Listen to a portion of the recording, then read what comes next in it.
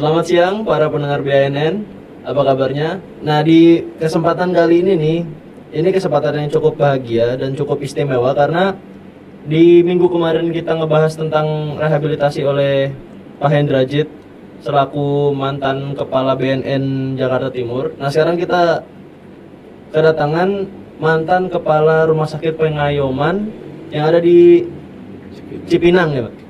Kita sambut Bapak Daniel Rashid. Selamat siang Pak, apa kabarnya? Selamat siang. Assalamualaikum warahmatullahi wabarakatuh. Waalaikumsalam. Nah, Bapak udah di rumah sakit itu udah berapa lama, Pak?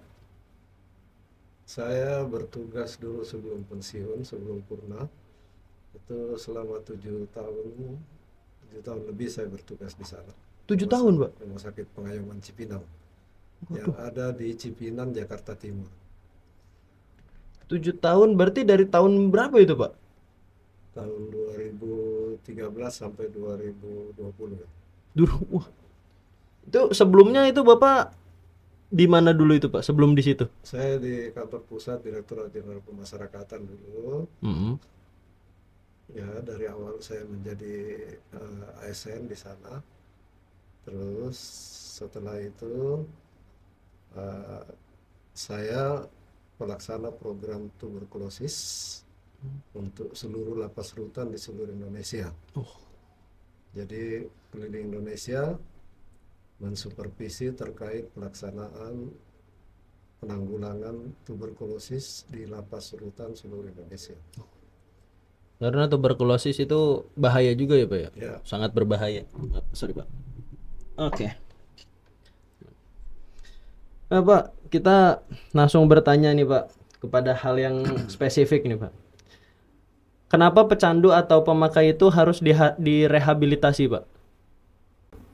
Oke, jadi sebelumnya kita berbicara dulu apa itu pengertian-pengertian terhadap narkoba ya. Oh, narkoba. Narkoba itu adalah narkotik dan obat-obat terlarang. Kemudian narkotiknya itu apa? Narkotiknya itu atau sejenis zat atau obat yang berasal dari tanaman dan bisa dari bukan tanaman, baik itu sintetis maupun non-sintetis, yang dapat menyebabkan penurunan perubahan kesadaran, menghilangkan rasa sakit, dan mengakibatkan ketergantungan atau adiksi. Nah, dari ketergantungan ini pemakai-pemakai karena ada rasa sesuatu rasa yang dirasakan jadi keenakan, ditambah dengan efek dari narkotika sendiri yang dikonsumsi mengakibatkan ketergantungan. Iya. Dari situ dia memakai, akhirnya pada ujung-ujungnya tidak terkendali. Lepas kontrol. Awalnya bisa cuma coba-coba, iseng-iseng, atau kena pengaruh pergaulan, akhirnya menjadi ketergantungan. Di program pemerintah ada namanya program rehabilitasi.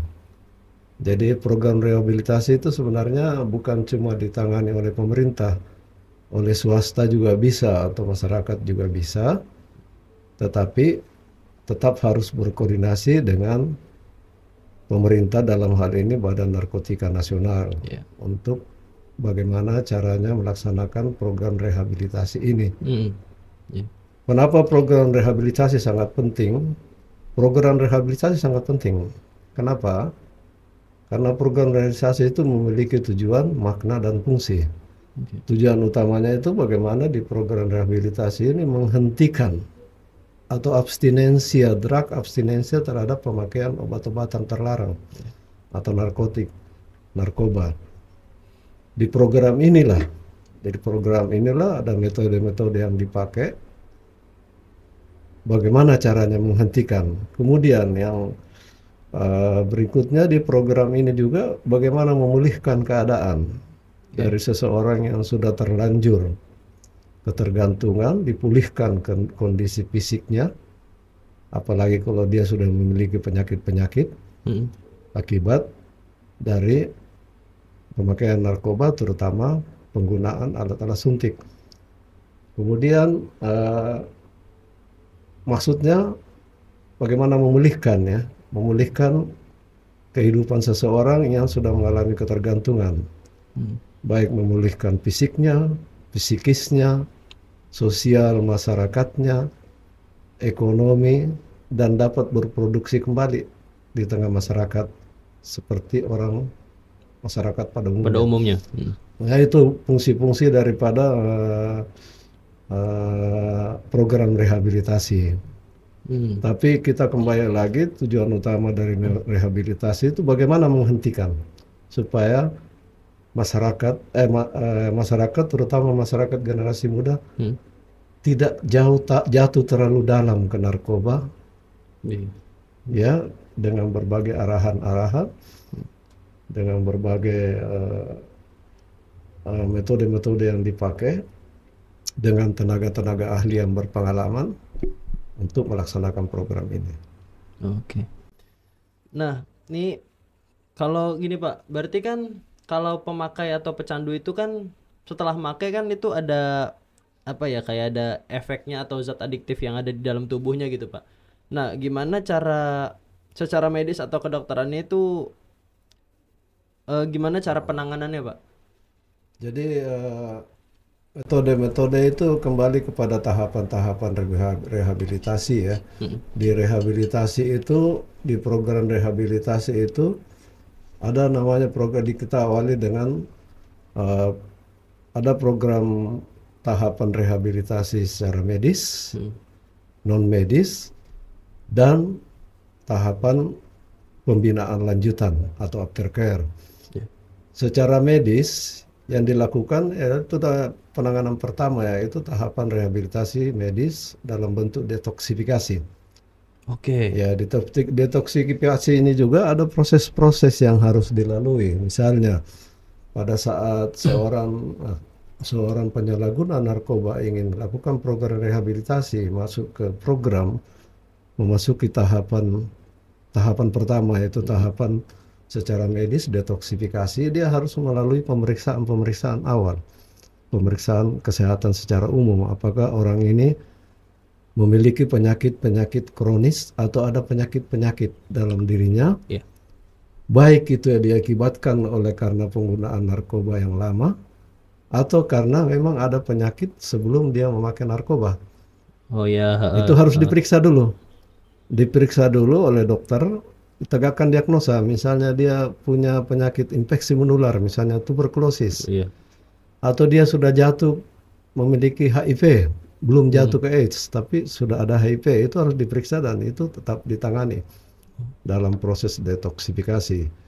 Tapi tujuan utama dari detoksifikasi itu bagaimana memulihkan kesehatan daripada penyalahguna ini, ya, agar dia bisa terbebas dari narkoba atau menghentikan narkoba dan memulihkan kesehatannya. Itu tujuan dari detoksifikasi. Sebelum masuk ke tahapan berikutnya, biasanya tahapan detoksifikasi ini berlangsung minimal 1 bulan untuk pelaksanaan detoksifikasi sebelum masuk ke program berikutnya. Tahapan berikutnya yaitu tahapan rehabilitasi non medis. Nah, tahapan rehabilitasi non medis di sini ada namanya yang sering digalakkan oleh pemerintah dan ini juga berlaku di seluruh dunia, ada namanya terapi community. Terapi community itu dikumpulkan dalam satu kelompok para pengguna atau korban penyalahgunaan narkoba. Satu kelompok terapi namanya terapi community dengan melakukan kegiatan-kegiatan yang bermanfaat. Di Indonesia dan ini juga berlaku terutama di Amerika. Di sini ada yang dikenal namanya 12 langkah. 12 langkah pendekatan. Nah, inilah tahapan rehabilitasi non medis. Intinya pada 12 langkah tahapan rehabilitasi itu bagaimana seseorang pengguna atau bekas pengguna, dia bukan pengguna lagi karena sudah masuk ke rehabilitasi, berarti dia bekas pengguna atau bekas penyalahguna ini menyadari sepenuhnya bahwa dia telah menyadari dan ingin berubah. Itu intinya dari 12 step ini, menyerahkan diri sepenuhnya kepada Tuhan dan ingin berubah. Dengan langkah-langkah 12 langkah tersebut, menyerahkan diri kepada Tuhan, ingin berubah, menyadari kesalahannya, kemudian ingin memperbaiki kesalahan-kesalahan tersebut, ya intinya itu membuat pengakuan kepada Tuhan bahwa dia sudah berbuat salah selama ini dengan menggunakan narkoba dan siap untuk berubah. Ya, tobat lah. Ya, siap untuk berubah, terus mendata apa aja kelakuannya selama ini yang menyimpang, dia perbaiki. Kalau ada kesempatan, dia berusaha membuat inventarisasi kesalahan-kesalahan terhadap orang lain dan minta maaf. Itulah 12 metode di sini. Jadi lebih mengarah kepada kesadaran, lebih mengarah kepada spiritual dengan menjelaskan ajaran-ajaran agama. Ajaran-ajaran agama juga ini kembali kepada keyakinan bekas pengguna ini, bekas penyalahguna. Ya, itu dikembalikan ke situ. Di sini juga akan dilibatkan misalnya dia beragama Islam, tentu akan dilibatkan para ulama atau ustadz untuk memberi arahan, membantu. Demikian juga kalau agama non-Muslim. Coba pendeta, ya, untuk membantu, ini melibatkan.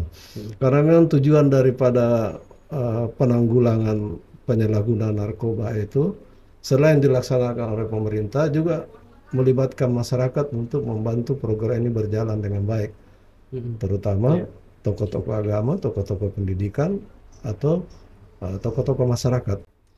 Tapi Pak nih kan biasanya di masyarakat nih Pak ya ada pengguna atau bekas pengguna itu pas direhab itu pas dia keluar tuh kayak dia dijauhi dari masyarakat gitu. Itu gimana sih Pak maksudnya?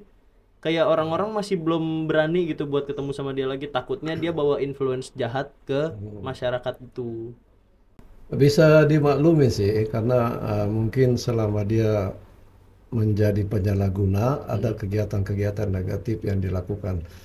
Bisa ini menjadi trauma untuk masyarakat. Tetapi kembali lagi kepada si bekas pengguna ini yang sudah kita anggaplah sudah bertobat, membuktikan kepada masyarakat. Oh iya. Membuktikan dirinya dalam bentuk kegiatan-kegiatan, mengikuti aktivitas, membuktikan bahwa dia bisa berkarya atau bisa berproduksi seperti masyarakat yang lain. Dia harus membuktikan dirinya. Tidak semata mengharap kepada masyarakat. Jadi terlebih dahulu dia harus buktikan. Oh, berarti bahwa dia sudah berubah. Hanya waktu yang bisa menjawab itu semua. Dia sudah berubah.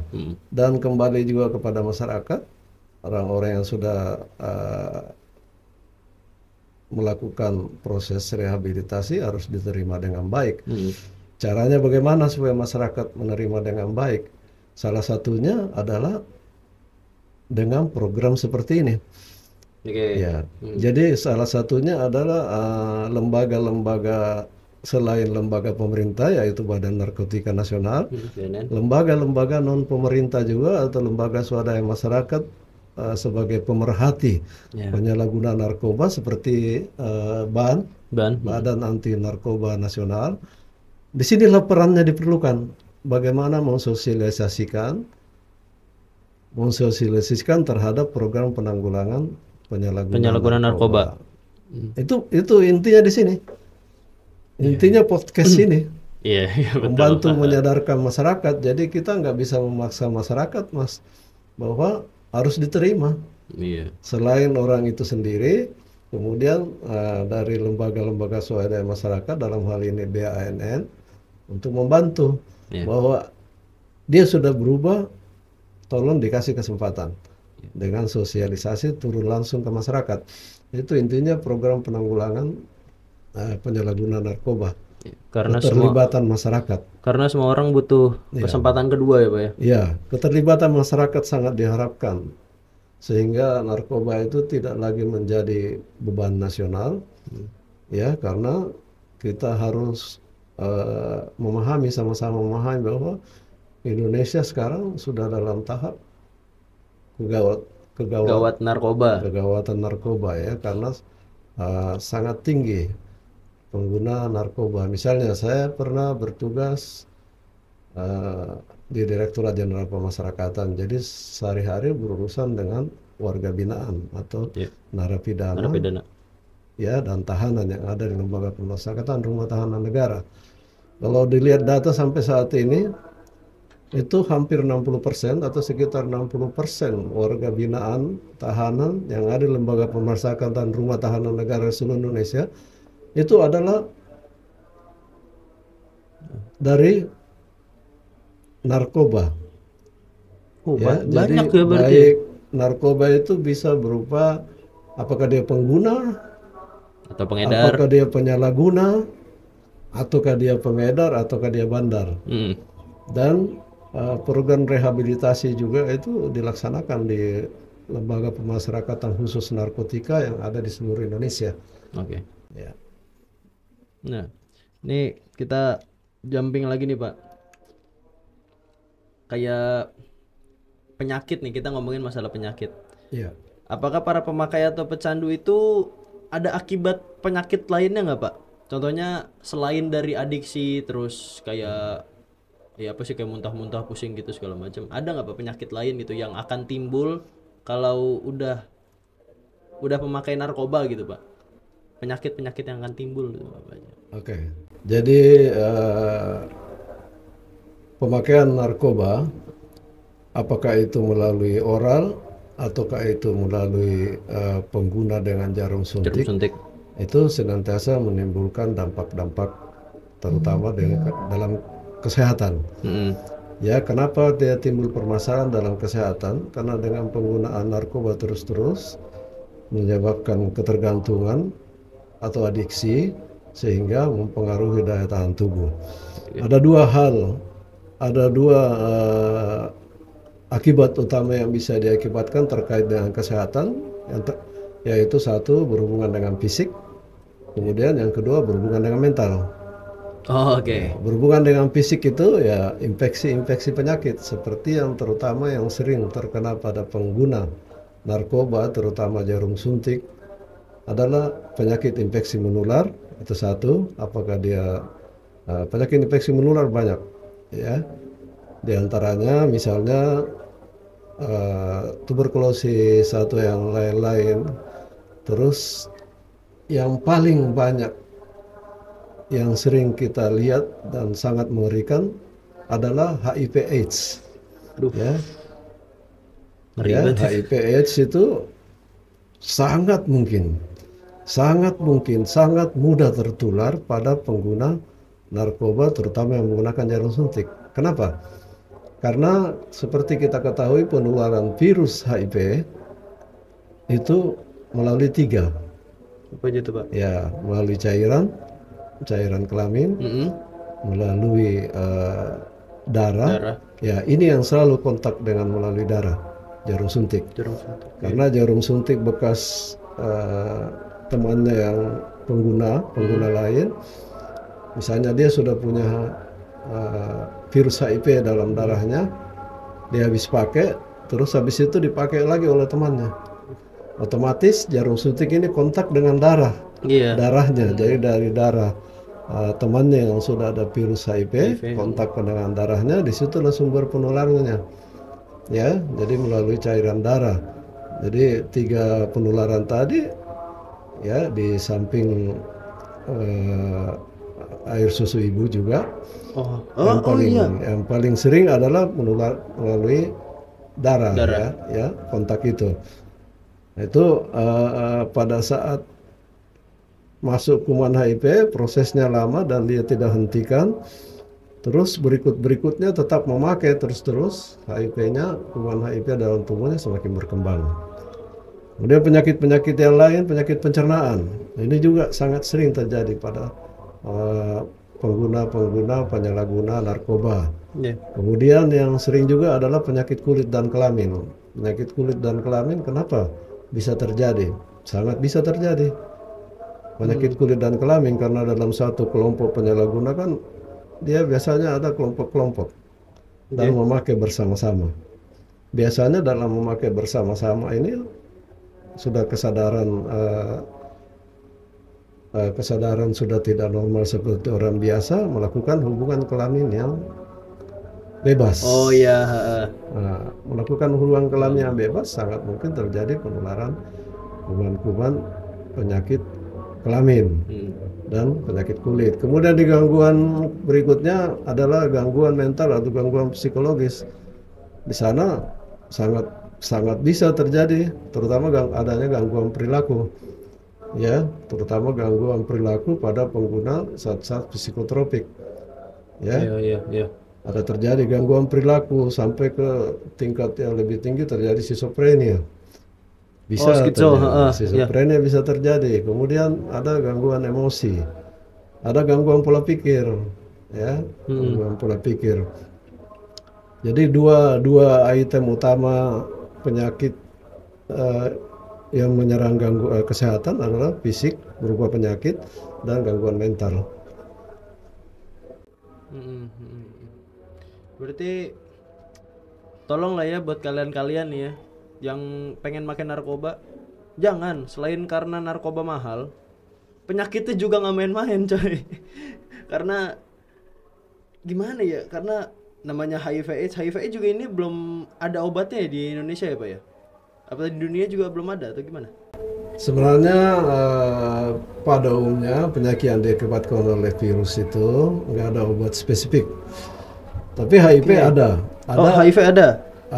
bukan obat untuk bagaimana menyembuhkan 100%, tapi minimal dia menjaga, di samping dia harus menjaga perilaku dan berkelakuan baik secara perilaku aktivitas maupun perilaku terhadap kesehatan.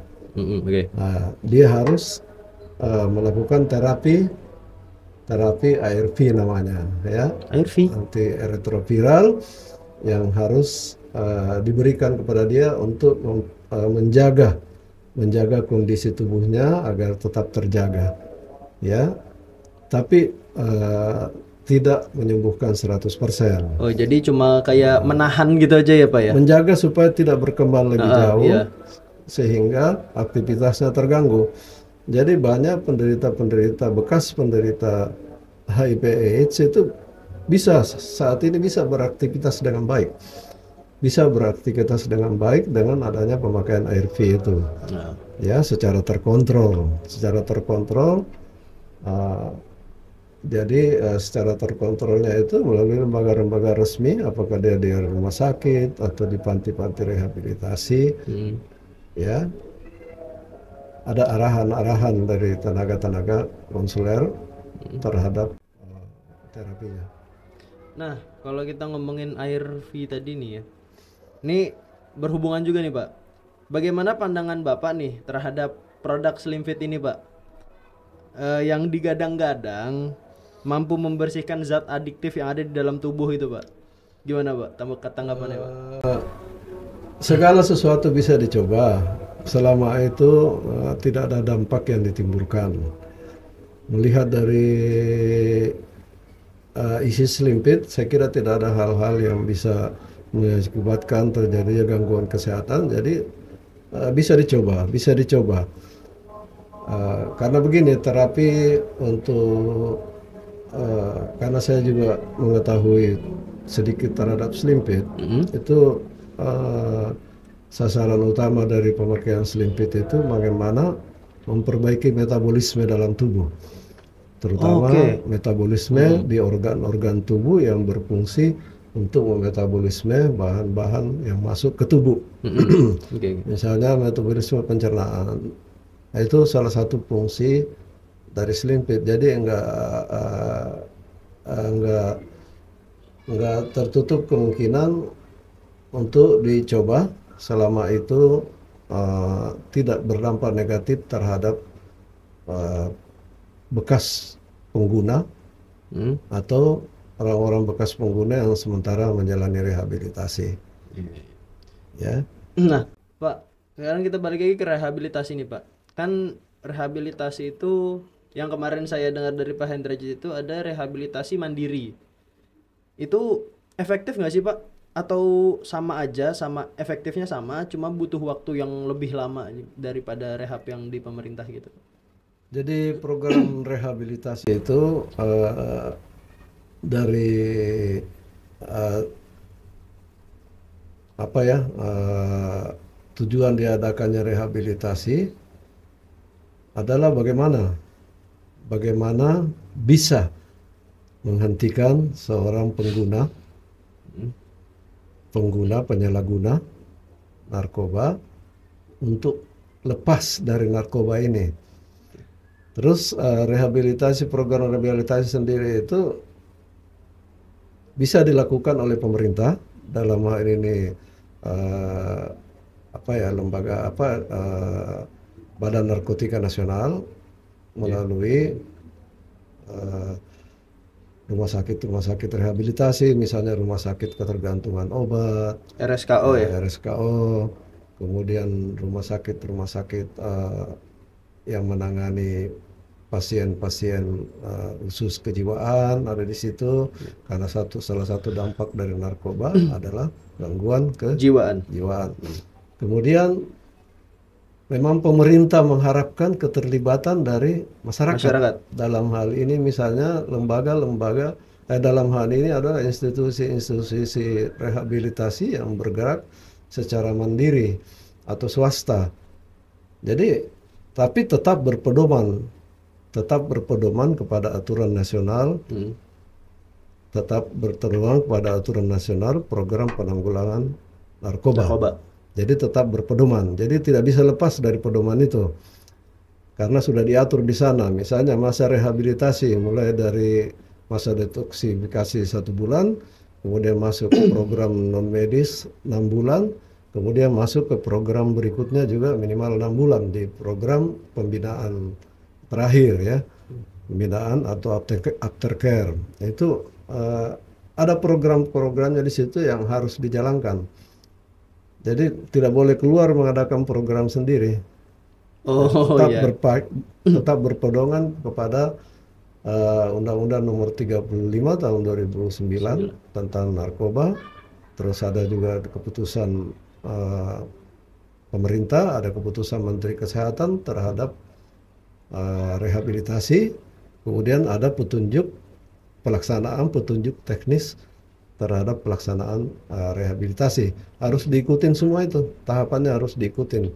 Jadi tidak keluar jalur, gitu loh. Jadi diharapkan pada saat seorang bekas pengguna narkoba setelah menjalani rehabilitasi di lembaga-lembaga rehabilitasi yang bergerak mandiri, itu hasilnya sama. Hasilnya sama yang dilaksanakan oleh pemerintah melalui Badan Narkotika Nasional. Ya, Badan Narkotika Nasional dengan tujuan utama bagaimana seorang bekas pengguna ini bisa berhenti sama sekali, tidak mengulangi perbuatannya. Itu aja. Jadi nggak ada salahnya. Malah bagus ya, kalau bagus, karena memang anjuran pemerintah melibatkan di program penanggulangan narkotika ini, ya, narkotika dan psikotropika, itu tidak bisa lepas masyarakat. Tidak bisa lepas masyarakat, karena di antara masyarakat ada anak-anaknya juga. Ada anak-anaknya juga yang korban. Diharapkan jangan sampai korban-korban yang ada sekarang akan bertambah dengan kita tahu sekarang, Mas, bagaimana kebebasan pergaulan, bagaimana media sosial begitu terbuka. Ya, sering terlalu bebasnya. Ya, sering kita lihat ada kejadian-kejadian yang awalnya dari medsos. Ya, kasihan generasi-generasi yang akan menjadi penerus bangsa. Dengan narkotika dia bisa hancur masa depannya. Juga masa depan generasi penerus kita. Saya kira itu. Jadi sangat penting, Mas. Saya ulang lagi, sangat penting keterlibatan dari lembaga swadaya masyarakat dalam bentuk rehabilitasi mandiri. Sangat penting, dan itu pasti diapresiasi oleh pemerintah karena itu membantu program pemerintah. Selama tidak terlepas dari anjuran awal SOP pelaksanaan. SOP pelaksanaannya. SOP pelaksanaan yang merujuk kepada undang-undang tentang narkotika, ya, dan merujuk kepada peraturan-peraturan, baik peraturan pemerintah, peraturan Menteri Kesehatan, terkait dengan rehabilitasi. Oke Pak, pertanyaan terakhir nih Pak. Harapannya Pak untuk Indonesia Pak. Ya, harapan saya untuk terutama generasi muda ya, eh, karena saya juga waktu masih aktif jadi PNS, pernah juga sebagai pelaksana program narkotika di Lapas Rutan. Sangat menyedihkan ya kalau melihat ada generasi muda yang sudah masuk ke tergantungan, terus menderita penyakit akibat dari narkotika, akibat dari penggunaan jarum suntik itu sangat menyedihkan kalau dilihat. Jadi saya sarankan kepada generasi muda, jangan menyentuh, ya, jangan menyentuh, apalagi mengkonsumsi, apalagi misalnya karena pengaruh teman-temannya atau karena hura-hura ingin mengkonsumsi. Ingat, pada saat Anda awal mengkonsumsi, disitulah awal Anda melangkah ke jurang kehancuran masa depan. Dengerin tuh ya, kalian orang-orang yang anak-anak muda biasanya ya Pak ya, yang kena narkoba itu ya, karena pergaulannya yang bebas. Rata-rata anak muda, karena kan banyak narkoba awalnya dipakai untuk hura-hura, pergaulan untuk saling menyenangkan teman, ya. Misalnya sekarang banyak lagi dipakai bagaimana berhura-hura dalam satu kelompok mengarah ke seksual bebas. Terus misalnya dia ada lagi gabut, istilahnya sekarang ya, gabut atau lagi stres, pelariannya ke arah sana. Iya, kenapa? Jangan, nggak usah. pelariannya ke arah sana. Kalau memang golongan psikotropika emang bukan menghilangkan, tapi sementara aja, tapi dia sudah memasukkan Anda ke tangga jurang. Lebih baik tuh ya kalau gabut atau stres, sholat, ngaji. Jangan punya Quran doang di kamar tapi nggak dibaca. Oke, itu sekian untuk episode kali ini. Ini episode yang ini ya, rinci sekali ya tentang narkoba, rehabilitasi dari dunia medis gitu. Nextnya mungkin kita akan ngundang Kapolres atau apa ya, buat ngomongin masalah narkoba yang lain. Saran saya, boleh Pak. Saran saya untuk BANN ya, Badan Anti Narkotika Nasional, sebagai lembaga swadaya masyarakat pemerhati korban penyalahgunaan narkoba, itu diperbanyak sosialisasi. Kenapa? Karena melihat dari angka kejadian korban penyalahguna itu sangat tinggi ya di kalangan generasi muda, sangat tinggi. Bahkan dari data itu generasi muda menguasai ini angka kejadian. Jadi sosialisasi harus kalau sudah ada sosialisasi sekarang dipergencar lagi, harus disebarluaskan, dipergencar lagi ke golongan-golongan muda. Misalnya ke sekolah-sekolah, ke kampus-kampus. Sekolah-sekolah itu jangan cuma tingkat SMA, ke SMP juga. Karena dari SMP, terutama di tingkat-tingkat akhir SMP itu sudah